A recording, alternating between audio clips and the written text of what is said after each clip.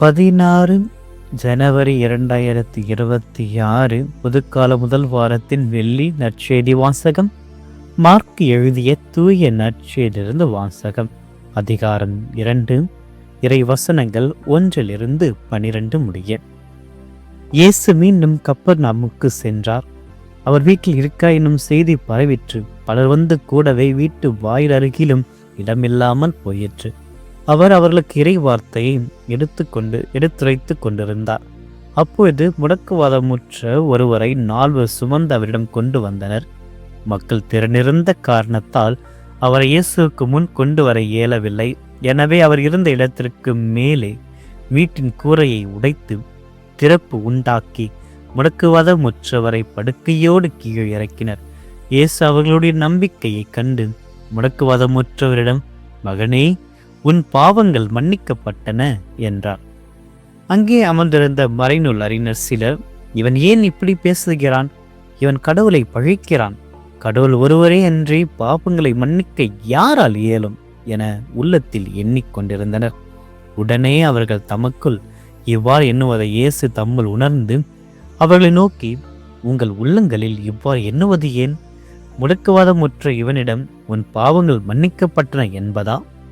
எழுந்து உன் படுக்கையை எடுத்து கொண்டு நட என்பதா? எது எளிது? மண்ணுலகில் பாவங்களை மன்னிக்க மனிதமகனுக்கு அதிகாரம் உண்டு என்பதை நீங்கள் அறிந்து கொள்ள வேண்டும்" என்றார். எனவே அவர் முடக்குவாதமுற்றவரை நோக்கி, "நான் உனக்கு சொல்கிறேன், நீர் எழுந்து உன்னுடைய படுக்கையை எடுத்து கொண்டு உனது வீட்டுக்கு போ" என்றார். அவரும் எழுந்து உடனே தம்முடைய படுக்கையை எடுத்து கொண்டு எல்லோரும் காண வெளியே சென்றார். இதனால் அனைவரும் மலைத்து போய், "இதைப் போல நாம் ஒருபொழுதும் கண்டதே இல்லையே" என்று கூறி கடவுளை போற்றி புகழ்ந்தனர். ஆண்டவரின் அருள்வாக்கு. கிறிஸ்துவே உமக்கு புகழ். இயேசுவில் பிரியமான அன்பு சகோதரமே, இன்றைய நாளில் இறைவன் உங்கள் ஒவ்வொருவரையும் ஆசீர்வதிப்பாராக. இன்றைய நாளில் நீங்கள் ஜெபிக்கப் போகின்ற அனைத்து கருத்துக்களுக்காகவும் திருப்பலியில் நான் மன்றாடி ஜெபிக்கின்றேன். இறைவன் உங்களுக்கு தேவையானதை தக்க நேரத்தில் அளிப்பார் என்ற நம்பிக்கையில் இந்த நாளை அவரிடத்தில் ஒப்புக் கொடுப்போம். பிரியமானவர்கள், இன்றைய நற்செய்தி வாசகத்தை பார்க்கின்ற பொழுது தடைகளை தாண்டும் நம்பிக்கையை மார்க் நற்செய்தியால் நமக்கு அளிக்கின்றார். முதலாவதாக இயேசு கப்பர்நகூமுக்கு இருக்கிறார். ஒரு வீட்டில் இருக்கின்ற போது அங்கே வரை பெரிய கூட்டமாக இருந்தது. எந்த இடத்திலும் இடமே இல்லாமல் இருந்தது. எந்த ஒரு சூழ்நிலைக்கு மத்தியில் இயேசு வந்திருக்கு என்று உணர்ந்து அவரிடம் சென்றால் தங்களுடைய நண்பருக்கு குணமளித்தல் கிடைக்கும் என்ற நம்பிக்கையில் 4 நபர்கள் ஒரு முடக்குவாதமுற்றவரை கொண்டு வருகிறார்கள். அங்கு பெரிய தடையை பார்க்கிறார்கள், கூட்டம். இன்று நம்முடைய வாழ்க்கையிலும் பல கூட்டங்கள் இருக்கிறது. இயேசுவை நெருங்க விடாமல் இருக்கின்ற நம்முடைய கவலைகள், மற்றவருடைய விமர்சனங்கள், இந்த உலக நாட்டங்கள், நம்முடைய பழைய பாவங்கள், இது போன்ற பல கூட்டங்களை நாம் வைத்திருக்கின்றோம். இவைகள் நம்மை இயேசுவை நெருங்க விடாமல் தடுக்கிறது. அங்கு அந்த நற்செய்தி இருந்த கூட்டம் அந்த முடக்குவாதமுற்றவரை நேரடியாக இயேசு சந்திக்க முடியாமல் இருந்தது. இருந்த போதிலும் தடைகளை தாண்டுகின்ற நம்பிக்கையாக இவர்கள் 4 நபர்களுடைய நம்பிக்கையுடைய துணிச்சலை நாம் பார்க்க வேண்டும். பழக்கமான வழியில் செல்ல முடியாத பொழுது ஒரு விசித்திரமான முடிவை எடுக்கிறார்கள். வீட்டினுடைய கூரையை பிரிக்கிறார்கள். அந்த மனிதரை இயேசுவுக்கு முன்பாக இறக்கிறார்கள். அதில் இருக்கின்ற அந்த விடாமுயற்சி. உண்மையான நம்பிக்கை என்பது தடைகளை தாண்டி தளர்ந்து போகாது. அது மாற்று வழிகளை தேடுகிறது. மற்றொன்று கூட்டு நம்பிக்கை. இங்கே இயேசு குணமளித்த அந்த நோயாளியினுடைய நம்பிக்கையை மட்டும் பார்த்தல்ல, அந்த 4 நபருடைய நம்பிக்கை, கூட்டு நம்பிக்கையை பார்த்து அதன்படிதான் அவர் குணமளிக்கின்றார்.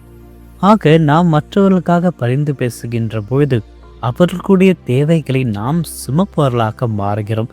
ஜெபத்தாலும் உதவியாலும் மற்றவர்களை இயேசுவிடம் கொண்டு சேர்க்கின்ற ஒரு நண்பர்களாக இன்று நாம் இருக்கிறோமா என்று சிந்தித்து பார்ப்போம். அவ்வாறு நாம் ஆண்டவர் இயேசு நண்பராக மற்றவர்களை இறைவனிடத்தில் கொண்டு வருகின்ற நபராக மாறுகிற பொழுது இன்னும் அதிக அளவில் இறைவன் ஆசீர்வதிக்கின்றார். அந்த மனிதன் நடக்கணும் என்று தான் வந்தான். ஆனால் ஆண்டவர் அங்கு வெறும் உடல் ரீதியான சுகத்தை மட்டும் அளிக்காமல் அந்த மகனினுடைய பாவங்களை மன்னிக்கிறார். உடல்நலத்தை விட ஆன்ம நலமே முக்கியம் என்று இறைவன் உணர்ந்து அவருக்கு உடல்நலத்தையும் அளிக்கிறார், ஆன்ம நலத்தையும் அளிக்கின்றார். ஆன்மீக முடக்குவாதத்தையும் இறைவன் அவருக்கும் குணம் அளிக்கின்றார். அந்த மனிதனுடைய கால்களை குணமாக்குவதற்கு முன்பாக அவருடைய இதயத்தில் இருக்கின்ற பாரத்தை இறைவன் நீக்கி அவனை புதிய மனிதராக்குகின்றார். இதில் அவருடைய அதிகாரத்தினுடைய வெளிப்பாடை அந்த மறைநூல் அறிஞர்களுக்கு அளிக்கிறார்கள். ஏனெனில் அவர்கள் முணுமுணுக்கிறார்கள், ஏன் இந்த நபர் பாவங்களை மன்னிக்க வேண்டும், இவர் யார் என்ற ஒரு பலவிதமான கேள்விகளை அவர்கள் தன்னுடைய உள்ளத்தை எழுப்புகிறார்கள். ஆனால் ஆண்டவர் தன்னுடைய அதிகாரத்தை காட்டுகிறார். மனுமகனுக்கு மண்ணுலகில் பாவங்களை மன்னிக்கின்ற அதிகாரம் உண்டு என்று அவர்களுக்கு நிரூபிக்கின்றாக. கண்ணுக்கு தெரியாத பாவ மன்னிப்பு உண்மையானது என்பதை கண்ணுக்கு தெரிகின்ற உடல் சுகத்தின் மூலமாக இறைவன் உடல் சுகத்தையும் பாவ மன்னிப்பையும் அவர் கழித்து அனைவருக்கு முன்பாக அவரை எழுந்து நடக்க செய்ய வைத்தார். இன்றைய நாளில் நாம் நம்முடைய படுக்கையை தூக்க வேண்டும். இத்தனை ஆண்டுகளாக மாதங்களாக நாம் பலவிதமான பயத்தில், பாவத்தில், கவலையில் ஒரு முடக்கவாதமுற்ற நபராக அந்த படுக்கையிலேயே நாம் இருந்திருக்கின்றோம். அந்த படுக்கையை எடுக்க வேண்டும். நம்முடைய தடைகளை தாண்டி நம்பிக்கையை உருவாக்க வேண்டும். ஆண்டவருக்கு முன்பாக ஒரு விசித்திரமான நம்பிக்கையை நாம் அதிகரிக்க வேண்டும். அவ்வாறு அதிகரிக்கின்ற பொழுது இறைவன் நம்மை ஆசீர்வதிக்கிறார். நம்முடைய சமூக கடமைகளை, அதாவது மற்றவர்களை இறைவனத்தை கொண்டு வருகின்ற நபராக மாறுகின்ற அந்த கடமையும் இறைவன் நம்மிடத்தில் எதிர்ப்பாக. இன்று நமக்கு தடைகள் வருகின்ற பொழுது நம்பிக்கை தளர வேண்டாம்.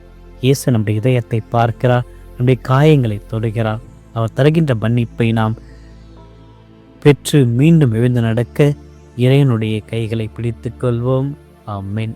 மன்றாடுவோமாக. வாழ்வின் ஊற்றும் ஒளியுமான இறைவா, இந்த ஆசீர்வதிக்கப்பட்ட நாளுக்காக நமக்கு கோடான கோடி நன்றிகளை செலுத்துகின்றோம். நற்செய்தி வாசகத்தை அந்த ஊரில் வீட்டையை கூரையை பிரித்தும் பாதம் தேடி வந்த அந்த முடக்குவாதமுற்ற மனிதனையும் அவருடைய நண்பர்களையும் இன்று நாங்கள் தியானித்தோம். அவர்களுடைய பாடங்கள் இன்று எங்கள் ஒவ்வொருவரையும் உம்மிடத்தில் வருவதற்கான சூழ்நிலையை உருவாக்கி இருக்கிறது. அதற்காக நமக்கு நன்றி கூறுகிறோம். ஆண்டவரை எங்களுடைய நம்பிக்கையை உறுதிப்படுத்தும். அந்த 4 நபர்களும் இருந்த விடாமுயற்சியையும் தடைகளை கண்டு அஞ்சாத துணிச்சலையும் எங்களுக்கு தந்தரலும். பல நேரங்களில் கவலைகள், பிரச்சனைகள் மற்றும் பிறரின் விமர்சனங்கள் என்னும் கூட்டங்களில் எங்களை உம்மிடம் வரவிடாமல் தடுக்கின்றன. அத்தகைய நேரங்களில் பின்வாங்கி போகாமல் தடைகளை தகர்த்து ஒரு பாதத்தை பற்றி கொள்ள உறுதியான விசுவாசத்தை எங்களுக்கு அளித்தரலும். எங்களுடைய ஆன்மாக்களை நலமாக்கும். மன்னிக்க முடியாது என்று எவரும் இல்லை என்பதை உமது செயல் மூலம் உணர்த்தினீரே.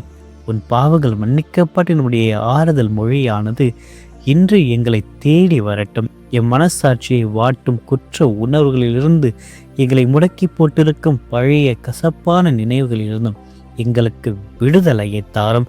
எங்களுடைய உடல்நலத்தை விட உம்மோடு இணைந்திருக்கும் ஆன்ம நலமே மேலானது என்பதை நாங்கள் உணர செய்தரலும். எங்களை சுமப்பவர்களாக பிறரை உங்களிடத்தில் கொண்டு வருகின்ற நபர்களாக மாற்றும். அன்றைய சமுதாயத்தை தனிமையாலும் மனச்சோர்வினாலும் நம்பிக்கையற்ற நிலையாலும் முடங்கி கிடக்கும் எத்தனையோ சகோதர சகோதரிகள் உண்டு. அவர்களை சுமந்து வர ஆளில்லாத முடக்குவாதமுற்ற மனிதர்களாக இருக்கிறார்கள். அவர்களுக்கு நாங்கள் அந்த 4 நண்பர்களைப் போல அன்பு கரங்கள் நீட்ட எங்களுக்கு அருள் புரியும். மற்றவர்களுக்காக பரிந்து பேசுகின்ற குணத்தை எங்களுக்கு தாரும். அவர்களை உம்மிடம் அழைத்து வர எங்களுக்கு ஒரு கருவியாக மாற்றியறலும். ஆண்டவரே, இன்றைய நாளில் ஒவ்வொரு நிமிடத்தையும் உம்மிடத்தில் ஒப்படைக்கின்றோம். இன்று நாங்கள் செய்ய போகின்ற பணிகள், எடுக்கப் போகின்ற முடிவுகள் மற்றும் சந்திக்க போகின்ற நபர்கள் அனைவரிடத்திலும் உமது திருவுளத்தை நிறைவேற்றி எங்களுக்கு ஆசீர்வாதத்தை அளித்தருளும்.